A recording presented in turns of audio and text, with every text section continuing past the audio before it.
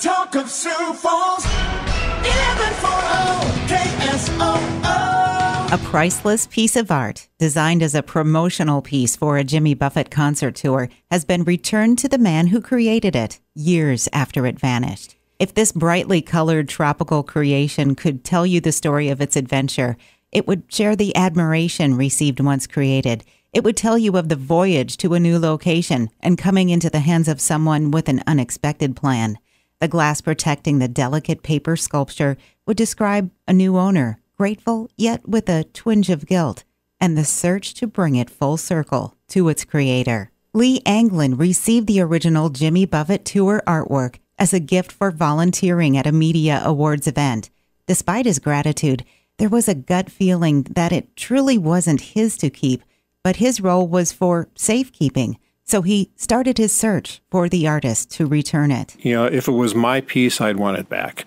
And I always felt a little uncomfortable with the committee giving it to me and not sending it back to the artist, even though they didn't have to. A few years went by and I tried to contact the company, but they'd gone out of business. Artist Mark McKinnon was searching for the layered paper design secured by a shadow box.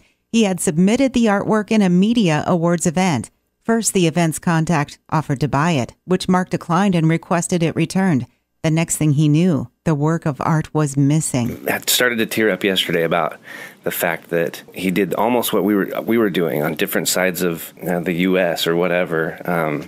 I'm searching for it from my end, and he's searching for the person that wanted it back because he knew that I wanted it back, but didn't know me personally. It's amazing. The one-of-a-kind piece of art seemed to vanish, according to Mark, despite numerous searches and posts on fan pages and social media. He gave up on searching in 2015, saying it created too much anxiety each time he thought about it. Meanwhile, he had no idea his precious art was being perfectly cared for by Lee, tucked in a cool, dark closet in Sioux Falls, South Dakota. The growth of information online over the years finally led Lee to the business that Mark worked for at the time the piece was made. The company made backstage passes, satin all-access stickers, and other promotional print items for rock and roll bands and artist concert tours. The designs made by Mark were revered in the industry.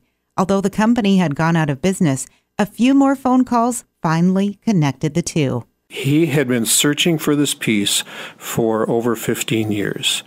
He said that he was literally in tears, told his wife he was going to hop on an airplane that night and come up here and get it.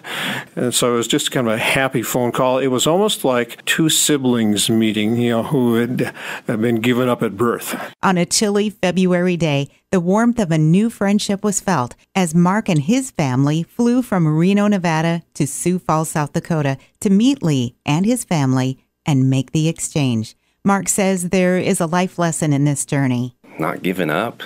Don't give up hope. I had all kinds of images in my head of how it got stolen or how it disappeared and all that. And it was completely, absolutely wrong against Lee, who was the recipient of it.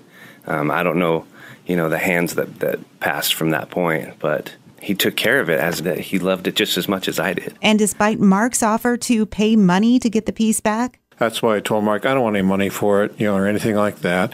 I just want to get it back to the person who created it, and that's what happened.